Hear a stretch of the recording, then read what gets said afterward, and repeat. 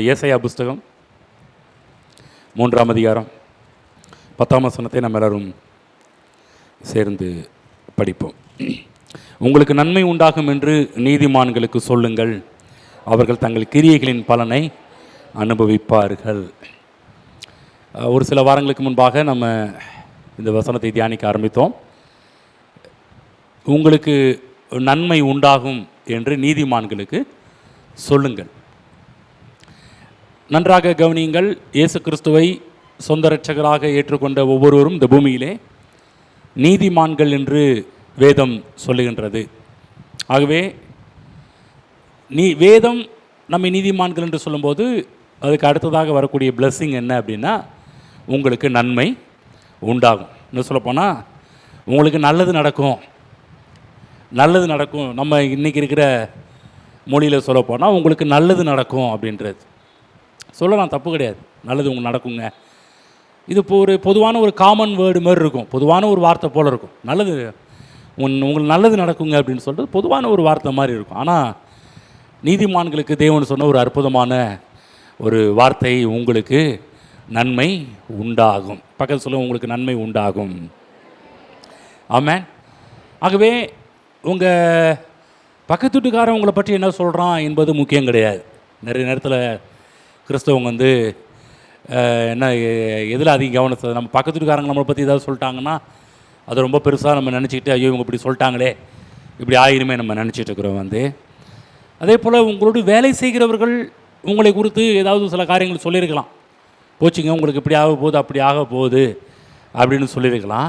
நல்லா கவனிங்க. உங்கள் பக்கத்து வீட்டுக்காரனோ உங்கள் கூட இருக்கிறவங்களோ ஏதாவது உங்களுக்கு இப்படி ஆகும் அப்படி ஆகும்னு சொன்னால் நீங்கள் சொல்லணும், கிடையாது, என் ஆண்டவர் வேதத்தில் சொல்லியிருக்கிறாரு, நான் கர்த்தராக இயேசு கிறிஸ்துவை ஏற்றுக்கொண்டவன், ரட்சிக்கப்பட்டவன், மீட்கப்பட்டவன், நான் ஒரு கிறிஸ்தவன், எனக்கு ஆண்டவர் சொன்ன ஒரு காரியம் எனக்கு நன்மை உண்டாகும் என்று சொல்லியிருக்கிறார். அப்போ நீங்கள் சொல்லணும், ஒவ்வொரு நாளும் சொல்லணும், எனக்கு நல்லது தாங்க நடக்கும்.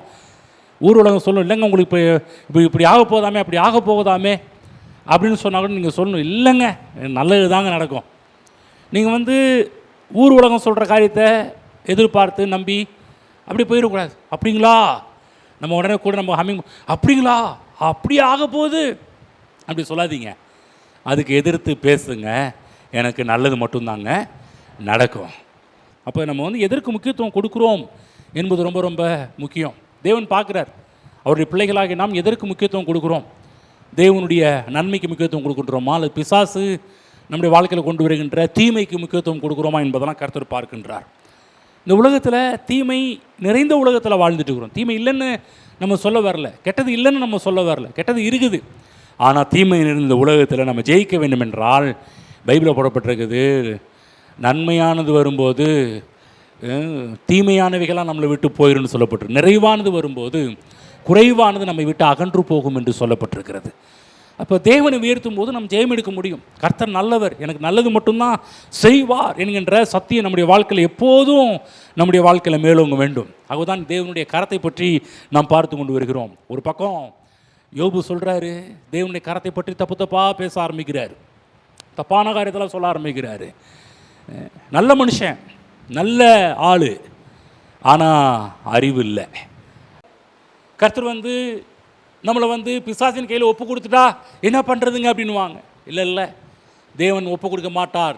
ஏனென்றால் எனக்காக ஒருத்தரை ஒப்பு கொடுத்து விட்டார். ஆகவே இன்னும் எனக்காக ஒப்பு கொடுக்க மாட்டார். எனக்காக கிறிஸ்துவை ஒப்பு கொடுத்து விட்டார்.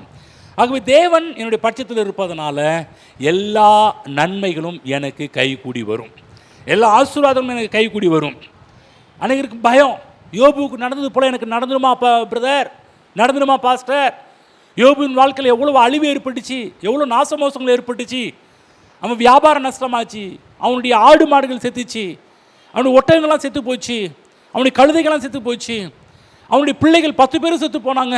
அதே போல் நமக்கும் இந்த பிரச்சனை ஏற்பட்டுருமா பாருங்கள். நான் இயேசு கிறிஸ்து ஏற்றுக்கொண்ட காலகட்டத்தில் நிறைய பேர் சொன்ன ஒரு காரியம் பார்த்தீங்கன்னா, நானும் ஒரு யோபுவை போல கஷ்டப்படுறேங்க, நானும் ஒரு யோபுவை போல உபத்திரத்தை சந்திக்கிறேன்னுவாங்க. கவனமாக கேளுங்க, யோபு சந்தித்த உபத்திரவத்தை யாரும் சந்திக்கலை, ஆனால் சொல்லிக்குவாங்க நானும் ஒரு யோபுவை போல இருக்கிறேன்னு சொல்லுவாங்க. கவனமாக கேளுங்க, இன்றைய புதிய ஏற்பாட்டு மக்களாகிய நாம் யோபுவை போல இருக்கும்படி யோபு பட்ட கஷ்டங்களை அனுபவிக்கும்படி நாம் அழைக்கப்படவில்லை. நன்மைக்கு பாத்திரவான்களாக, நன்மைக்கு காரணர்களாக தேவன் நம்மை உண்டாக்கி வைத்திருக்கிறார். ஆமென். அன்றைக்கு மக்கள் பயப்படுறாங்க, தூங்காமல் இருக்கிறாங்க, நைட்டுன்னு பகலாக தூங்காமல் இருக்கிறாங்க. நமக்கு ஏதாவது ஆயிருமோ, நமக்கு ஏதாவது நடந்துருச்சுன்னா என்ன பண்ணுறது? பைபிளில் போடப்படுறது யோபு பயந்தான். யோபு பயந்தது போலவே மக்கள் பயந்துட்டு இருக்கிறாங்க. ஏதாவது ஆயிருமோ, இப்படி ஆயிருமோ, அப்படி ஆயிருமோ, நடுங்கி கொண்டிருக்கிறார்கள். கவனமாக கேளுங்க, பயம் விசுவாசத்திற்கு நேர் எதிரான சக்தி. பயப்படுவீங்கன்னா விசுவாசத்தை நீங்கள் தகர்த்து போடுகிறீர்கள் என்ற அர்த்தம். ஆனால் பயப்படாமல் இருக்கும்போது விசுவாசத்துக்கு நீங்கள் பலப்படுத்தி, விசுவாசத்துக்கு வலுவூட்டுகிறீர்கள். அப்போ பயப்படுகிறவன் அன்பில் பூர்ணப்பட்டவன் அல்ல என்று பைபிளில் போடப்பட்டிருக்குது. பயப்படக்கூடாது. ஏன் பயப்படக்கூடாது? கர்த்தரின் பட்சத்தில் இருக்கிறார். எனக்கு விரோதமாக இருப்பவன் யார்? சொல்லுங்க. தேவன் அன்பாகவே இருக்கிறார். ஆமென். நம்முடைய தேவன் அன்பாகவே இருக்கிறார். நாம் அன்பின் பிள்ளைகள். ஆகவே பிசாசின் கரம் தீமை செய்கிற கரம், தேவனுடைய கரம் நன்மை செய்கிற கரம். இந்நாள் வரை கொண்டு இந்த நிமிஷம் வரையிலும் தேவனுடைய கரம் எனக்கு நன்மையாக தான் இருக்கிறது. பிசாசின் கரத்தில் இருந்தால் தீமை நடக்கும். நம்ம பிசாசின் கரத்தில் கிடையாது, தேவனுடைய கரத்திற்குள்ளாக இருக்கின்றோம். நல்லா புரிஞ்சுக்கணும். இந்த புதிய ஏற்பாட்டு மக்களாகி நாம் பிசாசின் கையில் இல்லை. புதிய ஏற்பாட்டு மக்களாகி நாம் தேவனுடைய கரத்தில் இருக்கிறோம். ஆமென். ஒருவனும் அவருடைய கரத்திலிருந்து பறித்து கொள்ள முடியாது என்று வேதத்தில் நாம் பார்க்கின்றோம். அப்போ இன்றைக்கு நம்ம நம்ம நம்ம போகக்கூடிய வியாதியெல்லாம் கர்த்தராகிய இயேசு கிறிஸ்து அவர் கல்வாரி சிலுவையில் நமக்காக வியாதியை அவர் எடுத்துக்கிட்டார். இன்றைக்கி நம்ம வியாதியாக இருக்க வேண்டிய அவசியம் கிடையாது. நல்லா புரிஞ்சுக்கங்க. இன்றைக்கி நாம் தரித்திரத்தில் இருக்க வேண்டிய அவசியம் கிடையாது. ஏன்? நாம் தரித்திரத்தில் போகக்கூடிய அந்த இடத்தையெல்லாம் கர்த்தராகிய இயேசு கிறிஸ்து அவர் தரித்திரத்தை எடுத்துக்கொண்டார். நாம் நிந்தையில் செல்ல வேண்டிய அவசியம் கிடையாது. ஏனென்றால் நாம் பட வேண்டிய எல்லா நிந்தனையும் கர்த்தராகிய இயேசு கிறிஸ்து கல்வாரி சிலுவையிலும் அவர் நிந்தையை எடுத்துக்கொண்டார். நாம் தனிமையில் இருக்க வேண்டிய அவசியம் கிடையாது. நம்முடைய தனிமை எல்லாவற்றையும் கர்த்தராகிய இயேசு கிறிஸ்து கல்வாரி சிலுவையிலே அவர் எடுத்துக்கொண்டார். ஆமென். கவனிங்க, இயேசு தேவனாக சிலுவையில் ஏறவில்லை. இயேசு முழுக்க முழுக்க மனிதனாக சிலுவையில் ஏறினார். இந்த உலகத்தில் 100% மனிதனாகவும் இருந்தார், 100% தேவனாகவும் இருந்தார். ஆனால் சிலுவைக்கு செல்லும்போது, நம்முடைய பாவத்துக்கான பரிகாரத்தை செலுத்தும் போது முழுக்க முழுக்க அவர் மனிதனாக இருந்து கொண்டுதான் எல்லா விஷயத்தையும் நமக்காக செய்து முடித்தார். ஆமென்.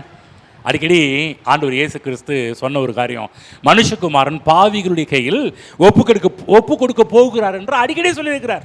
அடிக்கடி சீசர்களோட பேசும்போது சொல்வார். நீங்கள் பார்க்குறீங்க, மனுஷகுமாரன் பாவிகளின் கையில் ஒப்பு கொடுக்கப்படுவார். திரும்ப திரும்ப திரும்ப திரும்ப அடிக்கடி இயேசு கிறிஸ்து தம்முடைய சீசர்களுக்கு சிலுவையை குறித்து போதிச்சிட்டு இருக்கிறார். சிலுவையை பற்றி பேசியிருக்கிறார். இந்த மாதிரி ஒரு நாள் வரும், மனுஷகுமாரன் காட்டி கொடுக்கப்படுவார், இந்த மாதிரி அவரை பிடிச்சி சிலுவையில் அடிப்பாங்க, இந்த மாதிரி நடக்கும், அதன் மூலமாக தான் உங்களுக்கு விடுதலை உண்டாகும் என்பதெல்லாம் பற்றி அடிக்கடி இயேசு சீசர்களோடு இந்த வார்த்தைகளெல்லாம் பேசியிருக்கின்றார். ஆகவே நல்லா புரிஞ்சுக்கணும், கல்வாரி சிலுவைக்கு போகும்போது அவர் மனுஷகுமாரனாக சென்றார். ஆமென். கல்வாரி சிலுவைக்கு தேவகுமாரனா போல கல்வாரி சிலுவையில் மனுஷகுமாரனாக முழு மனு வர்க்கத்தின் பிரதிநிதியாக கர்த்தராகிய இயேசு கிறிஸ்து நாம் அனுபவிக்க வேண்டிய எல்லா பாடு, மரணம், நிந்தை, அடிகள், வேதனைகள், எதெல்லாம் பிசாசு இந்த உலகத்தில் மனுஷனுக்கு கொடுக்க வேண்டும் என்று பிளான் பண்ணானோ அத்தனையும் கல்வாரி சிலுவையில் கர்த்தராகிய இயேசு கிறிஸ்து நமக்காக அவைகள் எல்லாவற்றையும் ஏற்றுக்கொண்டார். ஆமென். மனுஷ சாயலில் பிசாசின் கையில் முழுவதுமாக ஒப்பு கொடுக்கப்பட்டார் கர்த்தராகிய இயேசு கிறிஸ்து. ஆகவேதான் இன்றைக்கு நமக்கு என்னென்ன தீமையெல்லாம் செய்ய வேண்டும் என்று பிசாசு திட்டமிட்டிருக்கிறானோ அத்தனை தீமையையும் 2000 ஆண்டுகளுக்கு முன்பாக கர்த்தராகிய இயேசு கிறிஸ்து கல்வாரி சிலுவையில் அவர் எடுத்துக்கிட்டார். ஆமென். நல்லா புரிஞ்சுங்க, இனிமேல் தீமை கிடையாது. ஆகதான் நீதிமானுக்கு நன்மை உண்டாகும் என்று சொல்லுங்கள் என்று தீர்க்கதரிசியாகிய ஏசாயா அன்றைக்கு தீர்க்க தரிசனமாக அந்த காரியத்தை சொல்லியிருக்கிறாரு. நீதிமானுக்கு நன்மை மட்டும்தான் வரும். அவர் வெளிப்பாடு வந்துருச்சு. ஏனென்றால் முழு உலகத்தின் ஒட்டுமொத்த தீமையும் ஒருத்தர் எடுத்துக்கொள்ள போகிறாரு. அதன் மூலமாக அவர் ஏற்றுக்கொள்கிற ஒவ்வொரு நீதிமானுக்கும் நன்மை மட்டும்தான் வரும் என்பதை அன்றைக்கு தீர்க்க தரிசனமாக தீர்க்கதரிசி உரைத்து விட்டார். நான் சொல்கிறேன், நம்முடைய ஒவ்வொரு பிரச்சனைக்கும் கர்த்தராகிய இயேசு கிறிஸ்து கல்வாரி சிலுவையில் பிசாசின் கையில் ஒப்பு கொடுக்கப்பட்டார். ஆமென். இன்றைக்கி நீங்கள் பிசாசின் கையில் ஒப்பு கொடுக்கப்பட வேண்டிய அவசியம் கிடையாது. நம்முடைய வியாதி, உங்களுக்கு கிட்னி பிரச்சனை இருக்குதா? அந்த கிட்னி பிரச்சனையும் கர்த்தராகிய இயேசு கிறிஸ்து கல்வாரி சிலுவையில் அவர் எடுத்துக்கிட்டார். உங்களுக்கு என்னென்ன வியாதின்னு எனக்கு தெரியாது, ஆனால் உங்களுக்கு தெரியுமா தெரியாதா? ஹலோ, இங்கே உட்காந்துருக்குற உங்களுக்கு தெரியும், உங்களுக்கு என்னென்ன வியாதி இருக்குன்னு உங்களுக்கு தெரியுமா தெரியாதா? நல்லா புரிஞ்சுக்கங்க. உங்களுக்கு என்னென்ன வியாதி உங்கள் உடம்புல சிம்டம்ஸ் காமிச்சு இந்த வியாதி இருக்குது அந்த வியாதி இருக்குன்னு சொல்கிறேன். நீங்கள் ஒன்று சொல்கிறேன் கேளுக்க, இன்றைக்கி சிம்டம்ஸ்னு உங்கள் உடம்புல தோன்ற அந்த வியாதியை கூட அன்றைக்கே இயேசு கிறிஸ்து கல்வாரி சிலுவையில் சுமந்து தீர்த்து விட்டார். ஆமென். புரியுதுங்களா? இன்றைக்கி நம்ம என்ன பண்ணுறோம், இன்றைக்கி சிம்டம்ஸ் உடம்புல தோணுமே அதை பெருசாக பேச ஆரம்பிக்கிறோம். சொல்லணும், வயிற்று வலியே, கண்ணு வலியே, தலைவலியே, இதான் இயேசு கிறிஸ்து அன்றைக்கே கல்வாரி சிலுவையில் சுமந்து தீர்த்து விட்டார். ஆமென். ஆகவே புதிய ஏற்பாட்டை படிக்காமல் யோபை போதிப்பது ஒரு அறிவீனம். அநேக நேரத்தில் புதிய ஏற்பாட்டில் கர்த்தராகிய இயேசு கிறிஸ்து கல்வாரி சிலுவையில் என்ன செய்தார் என்ற வெளிப்பாடு இல்லாமல் யோபுக்கு இப்படி ஆச்சாமே, யோபுக்கு அப்படி ஆச்சாமே, யோபு எவ்வளோ கஷ்டப்பட்டார் தெரியுமா, யோபு எவ்வளோ பிரச்சனைக்குள்ளே போனார் தெரியுமான்னு சொல்லி யோபு பற்றி நம்ம யோபின் காரியத்தை படித்து விட்டு நமக்கும் அப்படி தான் நடக்கும் அப்படின்னு சொல்லி நீங்கள் எதிர்பார்த்து கொண்டிருப்பீர்கள் என்றால் உங்கள் எதிர்பார்ப்பு தப்பு. ஏனென்றால் நாம் புதிய ஏற்பாட்டு மக்கள், புது உடன்படிக்கைக்கு சொந்தக்காரர்கள், சுதந்திரவாளி. ஆகவே நாம் நீதிமான்கள். நீதிமான்களுக்கு நன்மை உண்டாகும், நன்மை மட்டும்தான் வரும். ஆமென். அதுதான் நம்முடைய பிரசங்கங்கள் மக்களை வாழ வைக்கக்கூடியதாக இருக்கணும். இந்த மாதிரி சொல்லி யோபுவே இவ்வளோ கஷ்டப்பட்டான், நீ கஷ்டப்படுறது ஒன்றும் நம்மளை சொல்லுவாங்க, வந்து கம்பேர் பண்ணுவாங்க, நீ என்ன கஷ்டப்படுற, யோபு போலயே கஷ்டப்படுற அப்படின்னு வாங்க, வந்து யோபு போல வேதனைப்படுற அப்படின்னு வாங்க, வந்து இல்லை அந்த மாதிரி சொல்கிறது கூட நமக்கு இது கிடையாது. ஏனென்றால் நாம் யோபுவை போல கஷ்டப்படுமன்றி உருவாக்கப்படலை. நீதிமான்களாகிய நாம் இந்த பூமியில் நன்மைகளை பெற்று வாழ வேண்டும் என்று கர்த்தர் விரும்புகிறார். ஆமென். நான் சொல்கிறேன், இந்த சபைக்கு நீங்கள் வர ஆரம்பிச்சிங்கன்னா நீங்கள் வாழ ஆரம்பிப்பீங்க. இந்த சபைக்கு நீங்கள் வர ஆரம்பிச்சு நன்மைகள் மட்டும் உங்கள் வாழ்க்கையில் தொடர்வதை பார்க்க ஆரம்பிப்பீர்கள். ஒரு வசனம் 2 வசனம் கிடையாது, பைபிளில் போடப்பட்டிருக்குது. 2-3 சாட்சிகளால் சங்கதிகள் நிலைவரப்படும் பைபிளில் போடப்பட்டிருக்குது. நான் சொல்கிறேன் 2 சாட்சி கிடையாது, ஏராளமான சாட்சிகளை அடுக்கி கொண்டே போக முடியும். நமக்கு நன்மை தான் உண்டாகும், நல்லது தான் நடக்கும்னு சொல்லி ஏராளமான சாட்சிகளை சொல்ல முடியும். நமக்கு 2 சாட்சி இருந்தாலும் அல்வா சாப்பிட்ட மாதிரி. ஆனால் நிறைய சாட்சிகளை கர்த்தர் பைபிளில் வச்சுருக்கிறாரே. அப்போ நல்லா புரிஞ்சுக்கணும், ஏராளமான வசந்த கர்த்தர் நீதிமான்களுக்கு வச்சுருக்கும் போது நம்ம சொல்லணும், எனக்கு நல்லது மட்டும்தான் நடக்கும். சொல்லுங்கள், நல்லது மட்டும் நடக்கும். ஆமென். உலகத்தானுக்கு ஒரு நம்பிக்கை இருக்குது, நல்ல காலம் பிறக்கும் நல்ல காலம் பிறக்குன்னு உலகத்தான் பெருசாக நம்புகிறான். நம்ம தான் என்ன பண்ணுறதுங்க, ஜெபம் பண்ணியிருக்கிறோங்க, அவர் என்ன பண்ணுறாருன்னு தெரியல. பரலோகத்தில் உட்காந்துக்கிட்டு சிலர் நல்லதும் பண்ணுவாருங்க கெட்டதும் பண்ணுவாருங்கன்னு சொல்லி அப்படி நம்ம இப்போ கடவுளை பற்றி பேசிகிட்டு இருக்கிறோம். கிடையாது, நீதிமானுக்கு நல்லது மட்டும்தான் நடக்கும். ஆமென். சொல்லுங்கள் பக்கத்தில், உங்கள் நல்லது மட்டும்தாங்க நடக்கும். சொல்லுங்கள், உங்கள் தீமையெல்லாம் இயேசு கிறிஸ்து கல்வாரி சிலுவையில் சுமந்து தீர்த்து விட்டார். ஆமென். சொல்லுங்கள், எனக்கு நன்மை தான் உண்டாகும். உங்கள் தலையில் எழுதி வச்சுட்டார். சொல்லுவாங்க, என் தலையெழுத்து அப்படின்வாங்க. உங்கள் தலையெழுத்து நன்மை உண்டாகும். நீங்கள் வாயை திறந்து கூட தப்பாக பேசக்கூடாது. என்ன பண்ணுறது, என் தலை விதி, உலகத்தான் பேசுகிறமே பேசக்கூடாது. ஒருவேளை அப்படிப்பட்ட ஒரு வார்த்தை வந்தால் நீங்கள் சொல்லணும், என் தலையில் கர்த்தராகிய தேவன் ஒரு நல்ல எழுத்து எழுதி வச்சிருக்கிறாரு, அது என்ன, நன்மை உண்டாகும். ஆமென். 2 கொரிந்தியர் போவோம். 2 கொரிந்தியர் 2ஆம் அதிகாரம் போய்க்குங்க. 8ஆம் வசனம் யாராவது ஒருத்தர் படிப்போம். 2 கொரிந்தியர் 2:8. அதை 2:8. 1 கொரிந்தியர் சொன்னேன், 1 கொரிந்தியர் 1 தான் சொன்னேன், 2 கொரிந்தியர் சொன்னால் நான் மன்னித்துக் கொள்ளுங்கள். 1 கொரிந்தியர் 2:8. அதை பிரபஞ்சத்து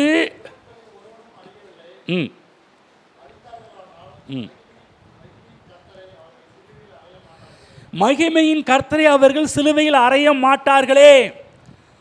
கவனிங்க, இந்த இடத்துல இப்பிரபஞ்சத்தின் பிரபுக்களில் ஒருவனும் அறியவில்லை என்று சொல்லக்கூடிய பதம் தமிழில் கொஞ்சம் சரியான ஒரு அர்த்தத்தை கொடுக்கல. இந்த பிரபஞ்சத்து பிரபுக்கள் என்று சொன்ன உடனே அந்த காலத்தில் பிரபஞ்சத்து பிரபு யார்? பிரபஞ்ச பிரபு கிடையாது. அந்த காலத்தில் ஏரோதை பற்றி சொல்லப்பட்டிருக்குதா, பிளாத்தை பற்றி சொல்லப்பட்டிருக்குதா? ஒருவேளை அந்த காலத்தில் பிளாத்து ஏரோது நீங்கள் நினச்சிட்டுக்கலாம். ஆனால் இந்த இடத்துல சொல்லப்பட்டிருக்கிறது எருசலேமில் இருந்த பிரபுக்கள் என்று சொல்லப்படலை. இப்பிரபஞ்சத்து, நல்லா கவனிங்க, இப்பிரபஞ்சத்து பிரபுக்களில் ஒருவனும் அறியவில்லை. இந்த பிரபஞ்சம் என்ற ஒரு வார்த்தையை மனதில் வைத்துக் கொள்ள வேண்டும். எருசலேம் என்று சொன்னால் அந்த பகுதியிலே ஆட்சி செய்த பிலாத்துவை குறிக்கலாம் அல்லது ஏரோதுவை குறிக்கலாம். அவர்களை பற்றி சொல்லலை. அன்றைக்கு நேரத்தில் நம்ம நினச்சிட்டு இருப்போம் ஏரோது பிளாத்து அப்படின்னு. கிடையாது. இந்த இடத்துல பிரபஞ்சத்து பிரபுக்களில் ஒரு வேத பதிப்பில் இப்படியே போடப்பட்டிருக்குது. ஏராளமான டிரான்ஸ்லேட் இருக்குது. அதில் ஒரு டிரான்ஸ்லேட்டர் சொல்லப்பட்டிருக்குது, உலகத்தை ஆள்கிற பிசாசின் அதிபதிகள் என்றே ஒரு வேத பதிப்பில் அப்படியே மொழிபெயர்த்திருக்கிறார்கள். நல்லா கவனிக்கணும். இந்த உலகத்தை ஆள்கிற பிசாசின் அதிபதிகள் இப்பிரபஞ்சத்து பிரபுக்களில் ஒருவனும் அறியவில்லை.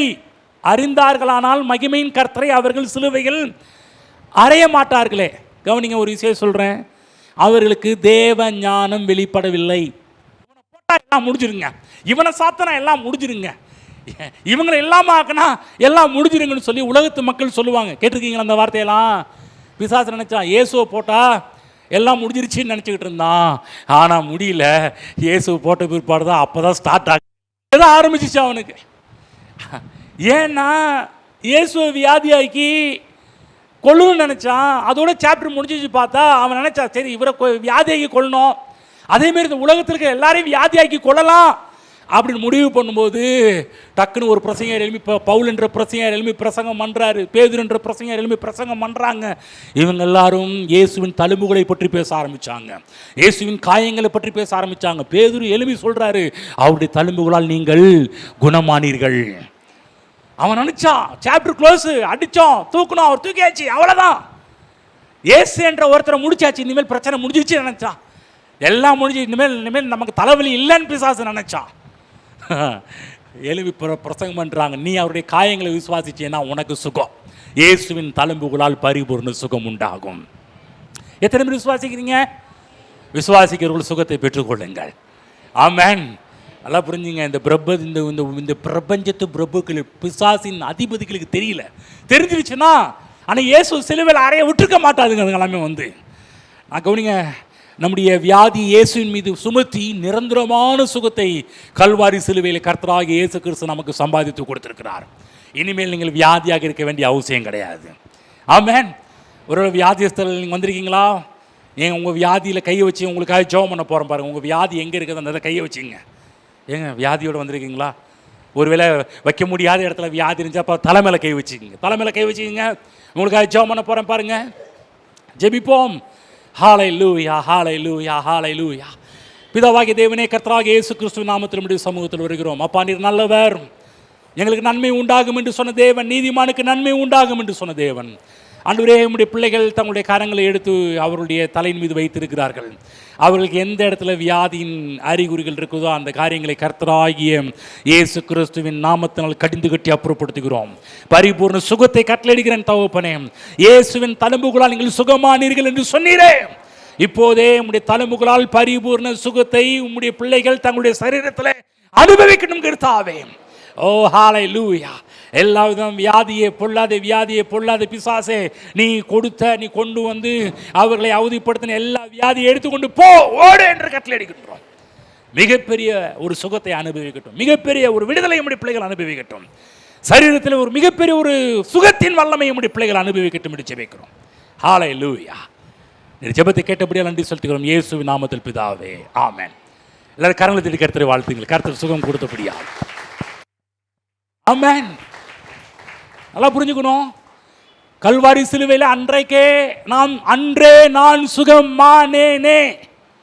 ஒரு பாட்டு பாடுவோம், அன்றே நான் சுகமானேனே என் இயேசுவே என்று ஒரு பாட்டு அடிக்கடி சபையில் பாடுவோம் பாருங்க.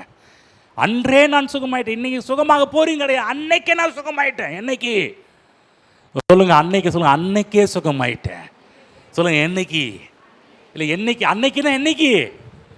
கல்வாரி சிலுவையிலேயே அன்றைக்கு ஒரு முடிவு கட்டி விட்டார் கல்வாரி சிலுவையிலே. இது பிசாசுக்கு தெரியல.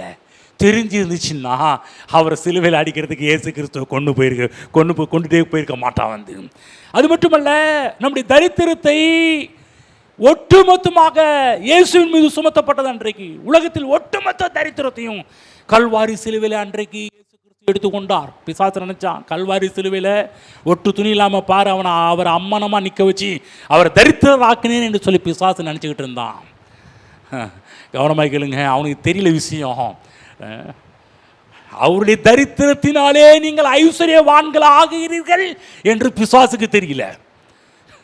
இது தெரிஞ்சிருந்துச்சுன்னா பைபிளை போய் பவுல் சொல்ற மாதிரி பிரபஞ்சித்து பிரபுக்களில் ஒருவனும் அறியவில்லை, அறிந்தார்களானால் மகிமையின் கர்த்தரை அவர்கள் சிலுவையில் அறைய மாட்டார்களே.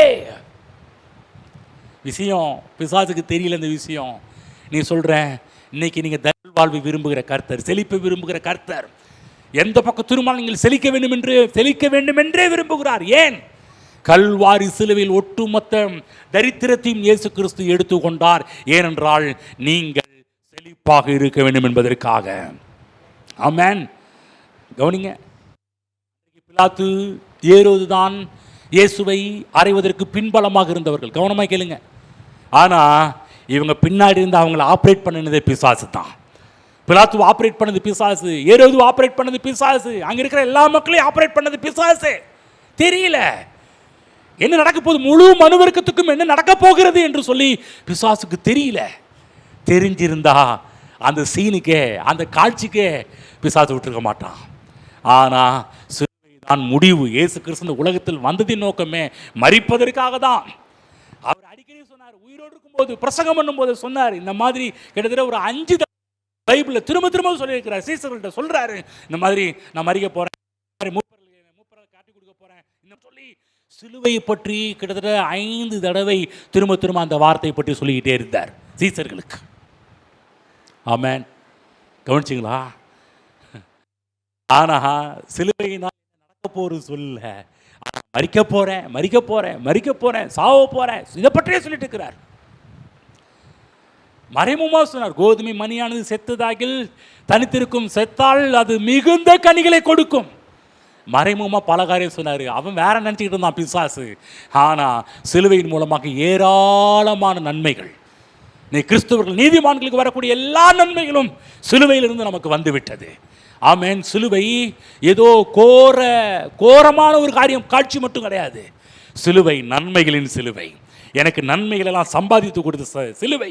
இந்த உலகத்தில் எனக்கு என்னென்ன நன்மை உண்டாகுமோ அத்தனை நன்மை சிலுவையிலிருந்து நமக்கு வந்து விட்டது என்பதை நாம் அறிக்கை செய்ய வேண்டும். அதை நாம் அங்கீகரிக்க வேண்டும். ஆமென். புரியுதுங்களா? அடுத்த விஷயம் போவோம். லூக்கா புஸ்தகம் போவோம், 22 போவோம். லூக்கா 22:53 யாராவது படிங்க பார்க்கலாம். லூக்கா 22:53. நான் தினந்தோறும் தேவாலயத்தில் உங்களோட தாங்க இருந்தேன். மறந்துட்டீங்களா? தேவாலயத்தில் உங்க கூட தானே இருந்தேன். நீங்க என்னை பிடிக்கல, என்னை பிடிக்கிறதுக்கு ஏன் கை நீட்டல சொல்றாரு. இதுவோ உங்களுடைய வேலையும் அந்தகாரத்தின் அதிகாரமுமாய் சொல்ல.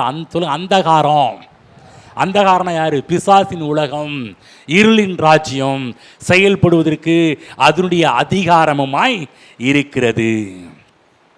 ஆமென். கவனிங்க தேவ பிள்ளைகளே. ஆகவேதான் நம்ம பட வேண்டிய வியாதி, நம்ம பட வேண்டிய சாவு, இயேசு கிறிஸ்து ஏன் காலத்துக்கு முன்னாடி செத்தார்? வாலிப வயசில் ஏன் செத்தார்? ஏன்னா வாலிப வயசில் நீங்கள் சாகக்கூடாது என்பதற்காகத்தான். ஆமென். வாலிப வயசில் நீங்கள் இறக்கக்கூடாது என்பதற்காக தான் அவர் இறந்தார். நல்லா புரிஞ்சுக்கணும். கர்த்தராகிய இயேசு கிறிஸ்து அவர் அடக்க ஆராதனை எதுவுமே பண்ணல. அவர் பண்ணினது எல்லாமே உயிர்த்தெழுதலின் ஆராதனை தான் பண்ணிட்டு. அதாவது அடக்க ஆராதனைக்கு இப்போ ஆண்டு வரை செத்துட்டாங்க, வாங்க அடக்கம் பண்ணுங்கன்னு சொல்லி இயேசு ரவியை கூட்டிட்டு போனாங்களா? கிடையாது. எல்லா இடத்துலையும் உயிர்த்தெழுதல் ஆராதனை. ஒரு சிறு பிள்ளை அந்த பெண்ணை எழுப்பி விட்றாரு, ஒரு வாலிபனை எழுப்பி விட்றாரு. லாசரு கொஞ்சம் நடுத்தரமான ஒரு வயசு சேர்ந்தவன், வாலிபனுக்கு அடுத்த ஸ்டேஜ். வாலிப வயசுல சாகிறது என் சித்தம் கிடையாது. வாலிபனை தாண்டி இருக்கின்ற அடல்ட் வயசுல சாகிறது என்னுடைய சித்தம் கிடையாது. நீ வாழ்வது என் சித்தம். நீ சின்ன வயசுல மறிக்கக்கூடாது என்பதுதான் நான் சின்ன வயசுல மரணத்தை எடுத்துக்கொண்டேன் என்று சொல்றார். நல்லா புரிஞ்சுக்கணும், உரிமை பாராட்டணும், நீடிய வாழ்வு உரிமை பாராட்டணும். அன்னைக்கு நேரத்தில் சொல்லுவாங்க, ஐயா பைபிளில் சொல்லப்பட்டிருக்குது இல்லை 70 வயசு பலத்தின் மிகுதியால் 80 வயசுன்னு சொல்லப்பட்டிருக்குது. அன்னைக்கு நேரத்தில் அந்த வசனத்தை பிடிச்சிக்கிட்டே நிறைய பேர் வந்து சீக்கிரத்தில் போனவங்க தான் நிறைய பேர். கவனமாக கேளுங்க. அந்த வசனம் யாருக்காக சொல்லப்பட்டது? துன்மார்க்கர்களுக்கு சொல்லப்பட்டது. அதுக்கு முன்னாடி கூட வசனம் பார்த்திங்கன்னா எங்கள் நாட்கள் கதையாகவே போயிடுச்சு. துன்மார்க்கம் பாவத்திலே எங்கள் நாட்கள் போயிடுச்சு. இஸ்ரவேல் ஜனங்கள் வனாந்திரத்தில் அவர்கள் நாட்கள் எப்படி போனது, அவர்கள் எப்படி செத்து போனார்கள் என்பது வாயாலே கெட்டு போனாங்க. வாயாலே செத்து போனாங்க. நாங்கள் செத்தா பரவாயில்ல சொல்லி சொல்லி சொல்லியே இஸ்ரவேல் ஜனங்கள் வனாந்தரத்தில் செத்து போனாங்க. ஒன்று தெரியுங்களா? துன்மார்க்கன் இந்த உலகத்தில் வாழ்வதற்கு கர்த்தர் வைத்த 120 வயசு யாருக்கு? துன்மார்க்கனுக்கு. துன்மார்க்கன் மேல கூட கடவுள் கிருபையா இருக்கிறாருங்க. பாவிகள் மேல கூட கடவுள் கிருபையா இருக்கிறாரு. அவனை கூட இந்த உலகத்தில் 120 வருஷம் வாழ வச்சிருக்கிறார். நீதிமானுக்கு வயசே கிடையாது. சொல்லுங்க, நீதிமானுக்கு வயதே இல்லை. பாருங்க, அதே 90ஆம் சங்கீதத்தில் 70 80 பற்றி சொன்னாங்க. ஆனால் அதை எழுதின மனுஷன் எத்தனை வருஷம் உயிரோட வாழ்ந்தார் தெரியுங்களா? 120 வருஷம். மோசே எழுதினார், 120 வருஷம் உயிரோடு வாழ்ந்தார். அடுத்த சங்கீதம் எழுதும்போது சொல்றாரு, நீடித்த நாட்களால் கர்த்தர் உன்னை திருப்தியாக்கி அவருடைய ரட்சிப்பை நமக்கு காண்பிப்பாருன்னு 91 லாஸ்ட்ல சொல்றாரு. 92 லாஸ்ட்ல சொல்றாரு, அவர்கள் முதிர் வயதிலும் கனி தந்து புஷ்டியும் பசுமையுமாய் இருப்பார்கள். ஆமென். கவனமா கேளுங்க. பாவத்தில் வாழ்ந்தவங்க பாவத்திலேயே இருந்தால் அப்படி தான் போகும். ஆனால் நீதிமான்களுக்கு நன்மை உண்டாகும். அதில் ஒரு நன்மை என்ன? நீடிய வாழ்வு. ஒரு நாள் இதை பற்றி நீடிய வாழ்வு. கர்த்தர் நீடிய வாழ்வை நீதிமானுக்கு கர்த்தர் வாக்கு பண்ணியிருக்கிறார். அந்த நன்மையை கர்த்தர் கல்வாரி சிலுவையின் மூலமாக நமக்கு கொடுத்திருக்கிறார். ஆமென். சொல்லுங்க, எனக்கு நன்மை உண்டாகும். நீடிய வாழ்வு என்ற நன்மை உண்டாகும். ஆமென். சுகம் என்ற நன்மை, செழிப்பு என்ற நன்மை, நீடிய வாழ்வு என்கின்ற நன்மை எல்லாம் நமக்கு உண்டாக ஆரம்பிக்கும். நீங்கள் பிதாவாகிய தேவன் ரொம்ப அன்புள்ளவர். தன்னுடைய குமாரனாகிய இயேசுவன் நமக்காக ஒப்பு கொடுத்தவர் ஆண்டவராகிய இயேசு கிறிஸ்து. தேவன் அன்பாக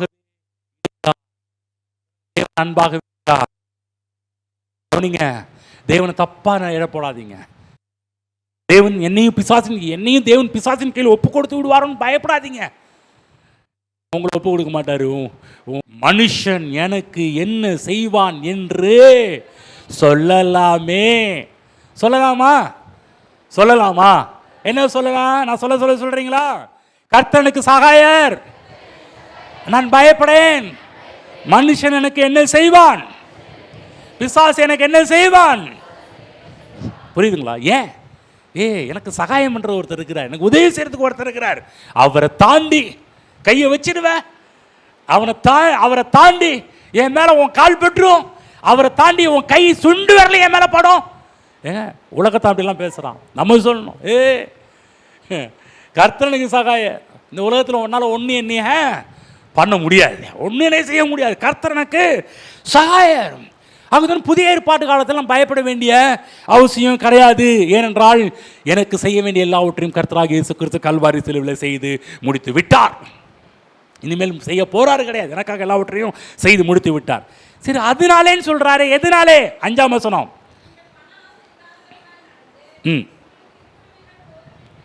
ஓகே. நான் உன்னை விட்டு விலகுவதும் இல்லை, உன்னை கைவிடுவதும் இல்லை என்று அவர் சொல்லி இருக்கிறாரே. என்ன சொல்றாரு? உன்னை கைவிட மாட்டேன், உன்னை கைவிட மாட்டேன்பா, உன்னை கைவிட மாட்டேன்னு அவர் சொல்லி இருக்கிறாரே. ஆனா நம்ம என்ன சொல்றோம்? அன்னைக்கு பாருங்க, அன்னைக்கு ஒரு அடக்காராதில்ல ஒரு சகோதரி சொல்றாங்க, கர்த்தர் எங்களை கைவிட்டுட்டாரு பிரதர், கர்த்தர் எங்களை கைவிட்டுட்டாருங்க. ஹலோ, ஒரே ஒருத்தர் மட்டும் தான் கைவிட்டாரு, ஆண்டவராகிய இயேசு கிறிஸ்துவ மட்டும்தான் கல்வாரி சிலுவையில். அது கொஞ்ச நேரத்துக்கு. என் தேவனே ஏன் என்னை கைவிட்டீர், அந்த காட்சிக்கு மட்டும்தான் கைவிட்டாரு. அப்புறமேட்டுக்கு அவரை கையே விடல. நம்ம நினைச்சிருக்கிறோம் என்னை கைவிட்டார். எங்க அவரையே அந்த சீன், அந்த பாவத்தின் சீன் அவர் சுமந்ததுனால அந்த டைம்ல பாவத்தை பார்க்காது சுத்த கண்ணர் என்ற வார்த்தை நிறைவேண்டும் என்பதற்காக அவர் கைவிடல. நீ சொல்றாரு, நான் உன்னை விட்டு விலகுவதும் உன்னை கைவிடுவதும் இல்லை என்று அவர் சொல்லி இருக்கிறாரே. அவர் சொல்லி இருக்கிறாரே. என்ன சொல்லி இருக்கிறாரு? நான் உன்னை கைவிட மாட்டேன். ஆமென். பார்க்க சொல்ல, கர்த்தர் உன்னை கைவிட மாட்டாருங்க. ஆமென். ஏதோ பயந்து போய் வந்திருக்கிறீங்களா? எனக்கு யார் இருக்கிறான்னு நினச்சி வந்திருக்கிறீங்களா? எனக்கு யாருமே இல்லைன்னு சொல்லி கலங்கி போய் வந்திருக்கிறீங்களா? தேவ பிள்ளை, உங்களுக்கு ஒன்று சொல்கிறேன், கர்த்தர் உங்களை கைவிட மாட்டார். ஆமென். நீங்கள் பொருளாதார நெருக்கடியில் இருக்கலாம், கர்த்தர் உங்களை கைவிட மாட்டார். உங்களை தூக்குறதை நீங்கள் பார்ப்பீங்க. வியாதியின் நேரத்தில் நீங்கள் அவதிப்பட்டு இருக்கலாம், கர்த்தர் உங்களை கைவிட மாட்டார். கர்த்தர் சுகத்தை கொடுத்து உங்களை மேலே கொண்டு வரதை பார்ப்பீங்க. தரித்திரத்தில் நீங்கள் அமிழ்ந்து போவதை கர்த்தர் உங்களை அதில் கைவிட மாட்டார். அதுலேருந்து உங்களை தூக்கி நிறுத்தி எல்லாருக்கும் முன்னாடி பைபிளில் போடப்பட்டது, அவருடைய நாமம் அவருக்கு தரிக்கப்பட்டது என்று பூமியின் ஜனங்களெல்லாம் கண்டு அவர்களுக்கு அவர்களுக்கு பயப்படுவார்கள். உங்க மேல உங்களை பார்த்து பயப்படக்கூடிய அளவுக்கு கர்த்தர் செய்வார். ஆமென். தேவனை கைவிட மாட்டார். சொல்லுங்க, கர்த்தரனை கைவிட மாட்டாருங்க. சொல்லுங்க, பக்கம் நல்லா சொல்லுங்க. நீங்க சரியா சொல்லல சில பேர். சொல்லுங்க பார்க்கலாம், கர்த்தரனை கைவிட மாட்டாருங்க. ஆமென். அவர் சொல்லிட்டார் கைவிட மாட்டேன்னு. ஆகவே நல்லா புரிஞ்சுக்கணும், இயேசுவின் பாடுகள் மூலமாக இன்றைக்கு நான் அவருடைய கரத்தில் இருக்கிறேன். அவருடைய கரத்தை பற்றி தாங்க பார்த்துக்கிட்டு வரோம். ஏன் நல்லது பண்ணுறார், நீதிமானுக்கு ஏன் நல்லது உண்டாகும்னா, நான் அவருடைய கரத்தில் இருக்கிறேன். அவருடைய கரத்தில் இருந்து என்னை கைவிட மாட்டார். ஆமென். ஒரு ஒரு கோவிந்த், இங்கே வாப்பா, இங்கே வாடியா, இங்கே வா, இங்கே வா.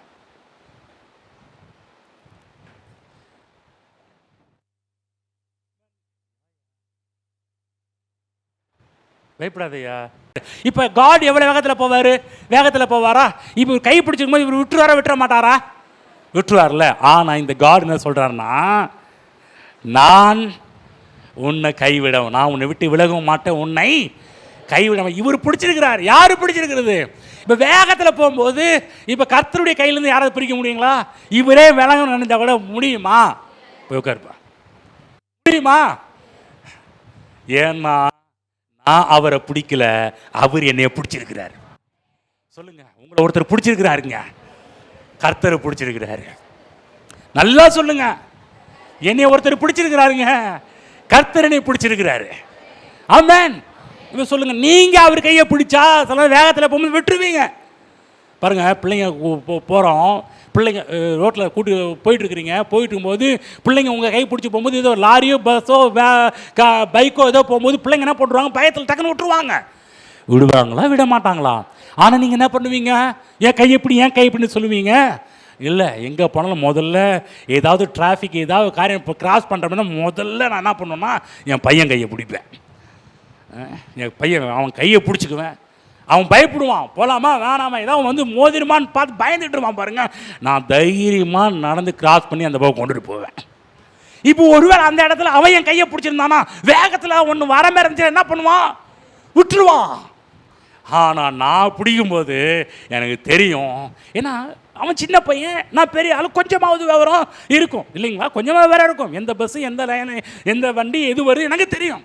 பிடிப்பேன், அழகாக கிராஸ் பண்ணி அந்த அந்த லைன் பிள்ளைக்கு எதுவும் வரக்கூடாதுன்னு நினச்சி அந்த பக்கம் கொண்டு விட்டோம்னா தேவாதி தேவன் அன்னைக்கு கையை பிடிச்சவருங்க. ஆமென். அன்னைக்கு என் கையை பிடிச்சார். நீங்கள் சிலதில் பாருங்க, யாராவது யாரும் இல்லை. ஒன்று சொல்கிறேன், நம்ம கூட அநேகத்தில் கைவிட்டுருவோம். ஆனால் என்றைக்கு நான் இயேசு கிறிஸ்து ஏற்றுக்கொண்டனோ அன்றைக்கு என் உடன்படிக்கையின் தேவன் என் கையை பிடிச்சிட்டாரு, இந்நாள் வரை கொண்டு என்னை நடத்திட்டு இருக்கிறாரு. ஆகவே சொல்ல, கர்த்தர் சகாயர், நான் பயப்படேன். மனுஷன் எனக்கு என்ன செய்வான், என்ன செய்வான், ஒன்றும் பண்ண முடியாது. ஆமென். அதுதான் தேவனுடைய கரம் பாதுகாக்கின்ற கரம், தேவனுடைய கரம் ஆசீர்வதிக்கிற கரம், தேவனுடைய கரம் சம்பத்தை பெருக்குகிற கரம் என்கின்ற வெளிப்பாடை நான் பெற்றுக்கொள்ள வேண்டும். நான் சொல்ற புதிய ஏற்பாட்டில் தேவன் எந்த நீதிமானையும் பிசாசின் கையில் ஒப்பு கொடுக்க முடியாது. ஏன்னா இயேசு கை பிடிச்சிருக்கிறார் நம்மளை வந்து. ஆமென். பழைய ஏற்பாட்டு காலத்தில் இருந்து ஸ்லாக்கியம் கிடைக்கல. ஆகவேதான் புதிய ஏற்பாட்டு காலத்தில் ஸ்லாக்கியம் நமக்கு ஏராளம் கொடுக்கப்பட்டிருக்கிறது.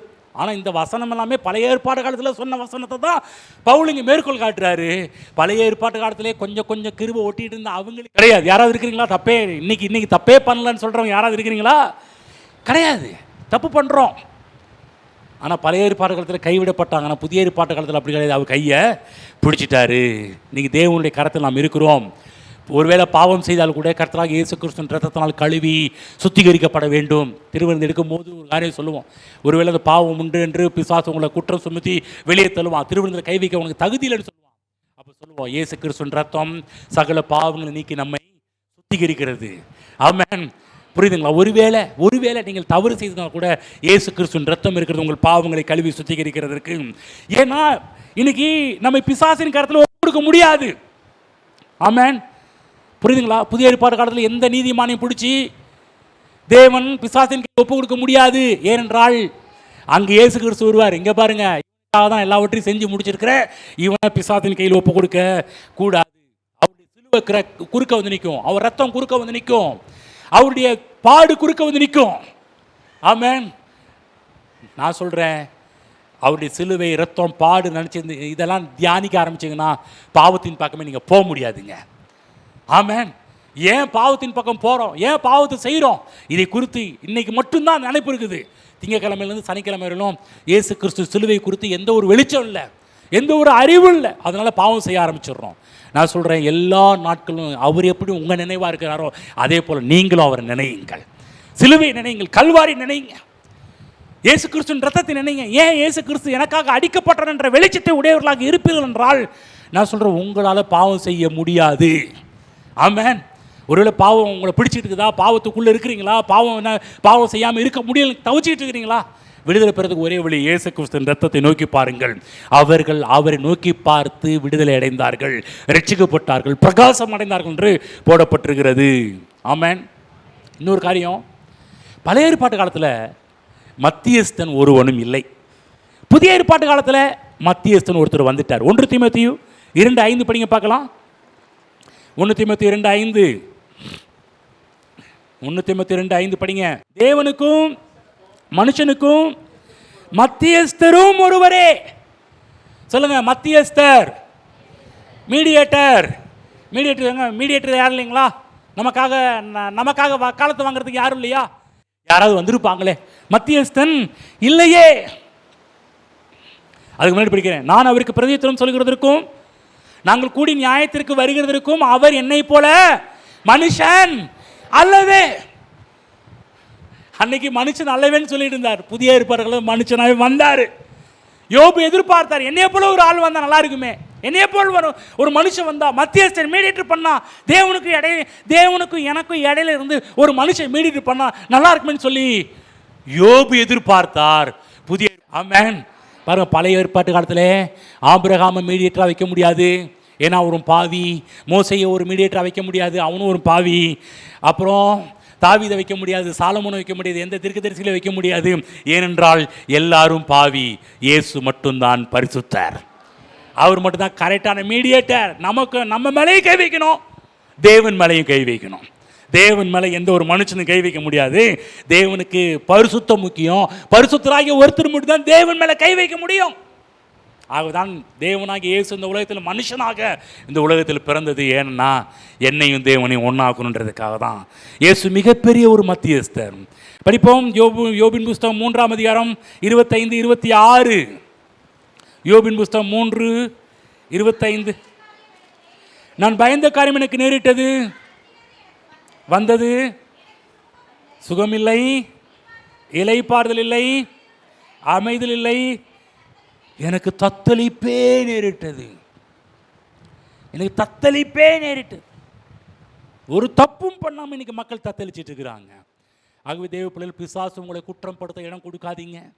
பழைய ஏற்பாட்டு மக்கள் பயத்திலே வாழ்ந்தாங்க. நான் பயந்த காரியம் எனக்கு அப்படியே நேரிட்டது, நான் என்னென்னலாம் பயந்தேனோ. அது கொஞ்சம் கேர்ஃபுல்லாக, பயப்படாதீங்க. சொல்லுங்கள், பயப்படாதீங்க. நல்லா கவனமாக கேளுங்க. விசுவாசத்துக்கு எந்த அளவுக்கு சக்தி இருக்குதோ அதே சக்தி பயத்துக்கும் இருக்கிறது. எத்தனை பேர் நம்புறீங்க விசுவாசத்துக்கு மிகப்பெரிய சக்தி இருக்குதுன்னு? விசுவாசிக்கிறவனுக்கு எல்லாம் கூடுமா? விசுவாசிக்கிறவன் எல்லாம் கூடுமா? நீ விசுவாசித்தபடியே உனக்கு ஆயக்கணும் சொல்லியிருக்கிறாரா?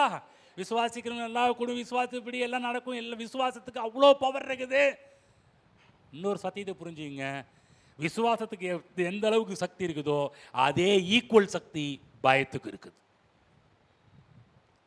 பயந்த காரியம் யோபு சொல்றார், நான் எதை குறித்து பயந்தேனோ, நீ எந்த காரியத்தை குறித்து அஞ்சினேனோ எனக்கு அப்படியே வந்துச்சு, எனக்கு அப்படியே இருந்துச்சு. இந்த இடத்துல அப்படியேன்ற ஒரு வார்த்தை வரல, ஆங்கில பதிப்பில் வந்திருக்குது. நான் எந்த காரியத்தை குறித்து பயந்தேனோ அந்த காரியம் எனக்கு அப்படியே வந்தது என்று சொல்லி ஒரு மொழிபெயர்ப்பு அப்படியே மொழிபெயர்க்கப்பட்டிருக்கிறது. நான் எந்த காரியத்தை குறித்து பயந்தேனோ அந்த காரியம் எனக்கு அப்படியே வந்துச்சு. நீங்கள் பயந்து திரும்ப சொல்கிறேன், இங்கே உட்காந்துக்கு விசுவாசம் சொல்கிறேன், உங்களுக்கு நன்மை மட்டும்தான் வரும், நீதிமானுக்கு நன்மை உண்டாகும். ஆனால் எந்த காரியத்தை குறித்து பயந்துட்டு இருந்தீங்கன்னா அந்த காரியம் அப்படியே ஒரு கேர்ஃபுல்லாக இருந்துக்குங்க. பயப்படுறீங்களா? எந்த காரியத்தை குறித்து பயப்படுறீங்களா? வேலையை குறித்து பயப்படுறீங்களா? குடும்பத்தை குறித்து பயந்துட்டு இருக்கிறீங்களா? பிள்ளைகளை குறித்து பயந்துட்டு இருக்கிறீங்களா? நீங்கள் பயந்த காரியம் உங்களுக்கு அப்படியே நேரிடும்.